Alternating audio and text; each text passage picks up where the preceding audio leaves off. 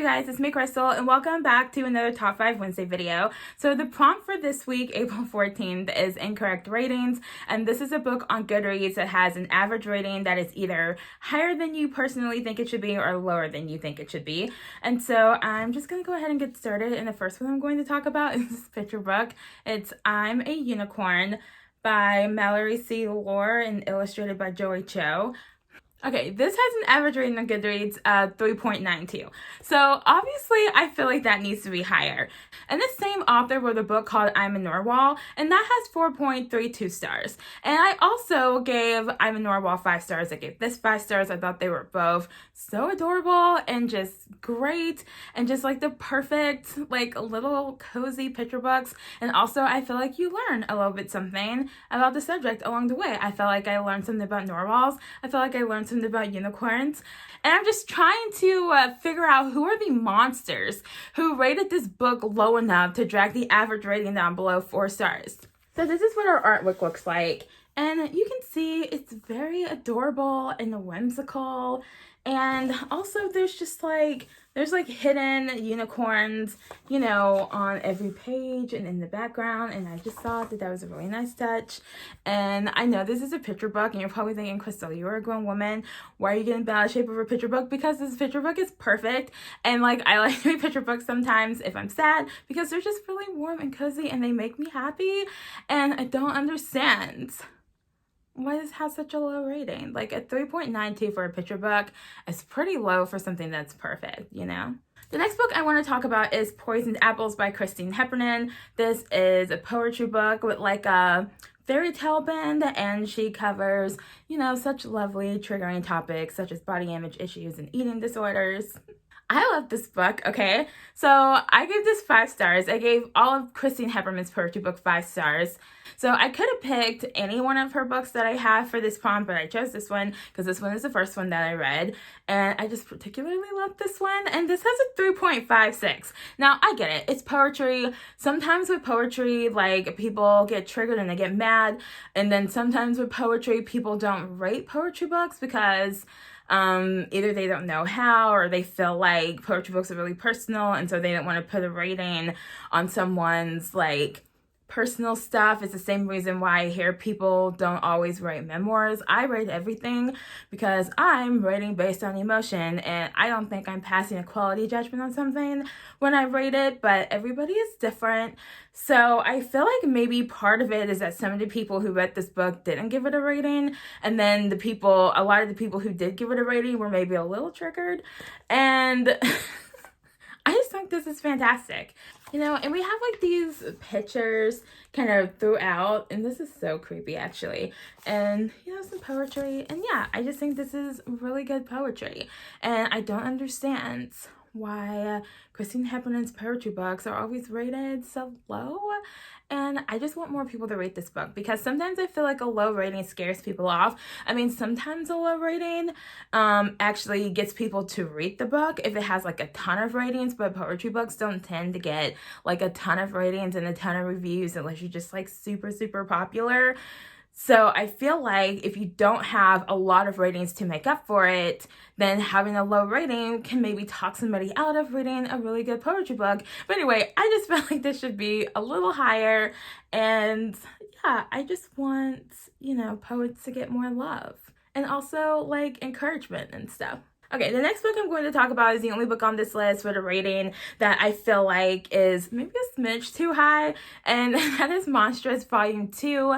And I'm picking up Volume 2 instead of Volume 1. Maybe because I think this one is maybe rated a little bit higher than Volume 1, or maybe I disliked Volume 2 a little bit more than I disliked Volume 1. I don't know. I gave them both 3 stars.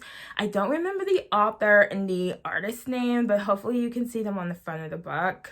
Before I get into this though, the artwork for Monstrous is, oh my gosh, it's so beautiful. It is some of the most beautiful artwork I have seen in a graphic novel ever in my entire life. So I think that beautiful artwork contributes a lot to why this book is rated so high. Another thing I think contributes to the higher rating is that this is a very female-forward graphic novel. And so there are a lot of like cool women and women in power, and that is like so great. And also this book is like, it's a little violent and bloody, and that's also like kind of fun. And some of the characters in this are just so precious and adorable. But it's like this fantasy world, and it follows this girl who has a monster living inside of her, which is just like such a great concept, you know? So I'm thinking that perhaps some of the people reading this book are maybe a little bit distracted by, you know, the themes and the cool characters and the stunning artwork that is in this graphic novel. And so that is causing them not to realize that this story doesn't make any sense. So this has a 4.32 on Goodreads, which is pretty high for Goodreads. And on one hand, it's like, yes, the story does make sense. But the only reason why the story makes sense is because at the end of every single chapter, there's this adorable cat, and he pontificates and info dumps all over the page and tells you what is going on and tells you essential world building information that the author could not be bothered to weave into like the main part of the story.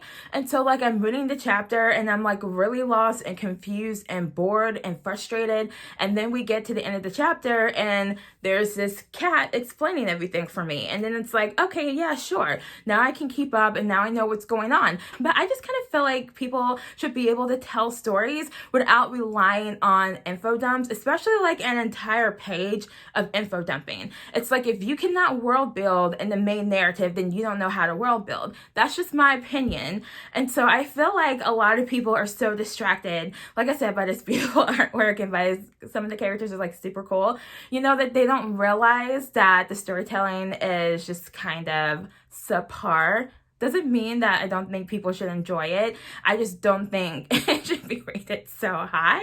I feel so bad. Anyway, the next book I want to talk about is 13 Ways of Looking at a Fat Girl by Mona Awad. And I don't think this is the lowest rated book on my Goodreads TBR, believe it or not. This currently has a 3.01. So somehow there's a book or two on my TBR that is rated lower than that. And it's not a case of people attacking the author. Like, people just really don't like the book. So anyway, you've seen it in my wrap-up videos. You know that I love this book. I gave it 5 stars. I thought it was hilarious. It's a short contemporary book, and it follows this girl from her teenage years to adulthood and through various body image issues and an eating disorder, and then like the beginning of the eating disorder and then the midst of it and then the end of it, and then like, you know, while she's in the healing process and like trying to find a life outside of dieting and being obsessed with her weight and all that jazz. But one of the really, really interesting things about this having a 3.01 is that this has over 10,000 ratings on Goodreads. So like over 10,000 people have rated this book. And obviously this book is so triggering for some people, which is one of the reasons why I picked it up when I did. I read Bunny by Mona Awad, which is another book that is so polarizing. People either think it's so great and they love it, which is the camp that I'm in, and they're like, oh my god, that was so confusing, what did I even read just now? Which I totally understand. And so I actually really understand why this book is also polarizing. It's kind of like you're either triggered by the content or you think it's hilarious, or you hate the way the author has portrayed, you know, this fat girl, or you think it's really thought-provoking and deep.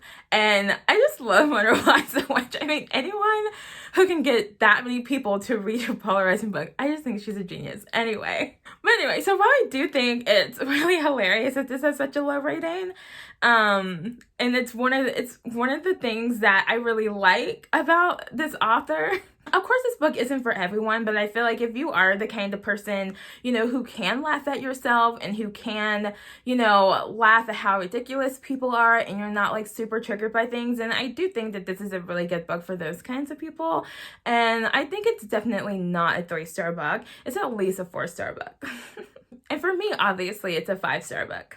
The last book I want to talk about is Hidden Sea by Gregory McGuire, and this is a fantasy nutcracker retelling. First of all, okay, you guys, I got this book on discount at Barnes & Noble, so it was $5. Look at this cover. Like, this is why I got the hardcover. 1, because it was $5, and 2, because it looks like this. Like, this is so freaking creepy. I love it. So this currently has a 3.19 on Goodreads, and I actually gave this book 3 stars. So you might be thinking, Crystal, why did you put this on the list? It's 3.19 and you obviously think it's a 3-star book. Hear me out. Okay, this is a very strange book. Okay, it's very strange. It's very strangely written. Gregory Maguire has like this really fantastical kind of writing style, and he has this way of like bringing weird things to life and just bringing these worlds to life, and they're so vivid, and I just find something really charming and magnetic about his writing.